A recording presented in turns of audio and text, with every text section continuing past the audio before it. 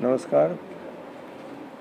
રાજ્ય ચૂંટણી પંચ દ્વારા જિલ્લા પંચાયત, તાલુકા પંચાયત, જામનગર મ્યુનિસિપલ કોર્પોરેશન અને નગરપાલિકાઓનું જે જાહેરનામું ચૂંટણીનો કાર્યક્રમ જાહેર કરવામાં આવેલો છે તે મુજબ જામનગર જિલ્લામાં જામનગર મહાનગરપાલિકાના 16 વોર્ડ, સિક્કા નગરપાલિકાના 1 થી 7 વોર્ડ અને જિલ્લા પંચાયત અને તાલુકા પંચાયતની તમામ સીટો માટેની ચૂંટણીની પ્રક્રિયા શરૂ થઈ ગયેલી છે. આ માટેના જે મતદાન મથકો છે તો એની વિગતોમાં મહાનગરપાલિકામાં કુલ 414 મતદાન મથકો છે. જિલ્લા પંચાયત અને તાલુકા પંચાયત માટે 712 મતદાન મથકો છે અને સિક્કા નગરપાલિકામાં 22 મતદાન મથકો ઉપર 26મી એપ્રિલ 2026ના રોજ મતદાનની પ્રક્રિયા હાથ ધરવામાં આવશે. હાલમાં જે આરઓ જે છે કોર્પોરેશન વિસ્તાર માટેના કુલ 4 મહાનગરપાલિકાના આરઓની નિયુક્તિ થઈ ગયેલી છે અને એમના દ્વારા ફોર્મ સ્વીકારવાની પ્રક્રિયા ચાલુ છે. જિલ્લા પંચાયત માટે કુલ 6 આરઓની નિમણૂક થયેલી છે અને તાલુકા પંચાયત માટે 12 આરઓની નિમણૂક થયેલી છે. સિક્કા નગરપાલિકા માટે 1 ચૂંટણી અધિકારીની નિમણૂક થઈ ગયેલી છે. મતદારોની વાત કરીએ તો જામનગર મહાનગરપાલિકામાં 4,42,829, સિક્કા નગરપાલિકામાં 19,409 અને જિલ્લા તાલુકા પંચાયતમાં સમગ્ર જિલ્લામાં 5,26,569 મતદારો મતદાનનો અધિકાર ધરાવે છે.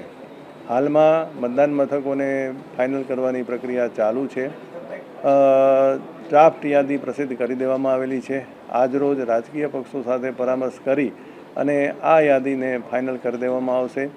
ચૂંટણીને લગતા જે કંઈ નોડલ અધિકારીઓ છે એની પણ નિમણૂક કરી દેવામાં આવેલી છે અને આ પ્રક્રિયા માટે જે જાહેરનામાઓ જરૂરી છે એ પણ પ્રસિદ્ધ કરી દેવામાં આવેલા છે અને ચૂંટણી શાંતિપૂર્ણ રીતે થાય તે માટે જરૂરી અટકાયતી પગલાઓ પણ પોલીસ ડિપાર્ટમેન્ટ સાથે સંપર્કમાં રહી અને લેવામાં આવી રહેલા છે.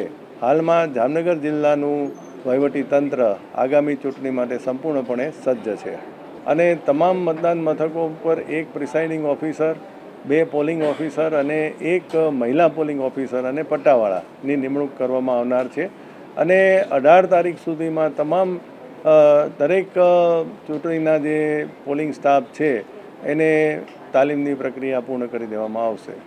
મતદારોને આપણે 2 રીતે મદદ કરવાના છીએ. આપણે એ લોકોને તાલીમ માટેના જે EVM છે એ તમામ ચૂંટણી અધિકારીઓને આપી દીધા છે અને જિલ્લા તાલુકા પંચાયતમાં તમામ ગામોમાં આનું નિદર્શન કરવામાં આવશે. એ જ રીતે મહાનગરપાલિકા અને નગરપાલિકાના વોર્ડમાં પણ કઈ રીતે મતદાન કરવું એ અંગેનું નિદર્શન આપવામાં આવશે. કારણ કે જ્યારે કોર્પોરેશન અને નગરપાલિકામાં દરેક મતદારને વોર્ડ દીઠ 4 મત આપી અને પછી એને રજિસ્ટર્ડ બટન દબાવવાનું હોય છે. એટલે આ અંગેના નિદર્શન સંબંધિત આરઓ દ્વારા અલગ અલગ જગ્યાએ કરવામાં આવશે જેથી કરીને એ લોકો મતદાનના દિવસે સરળતાથી મતદાન કરી શકે.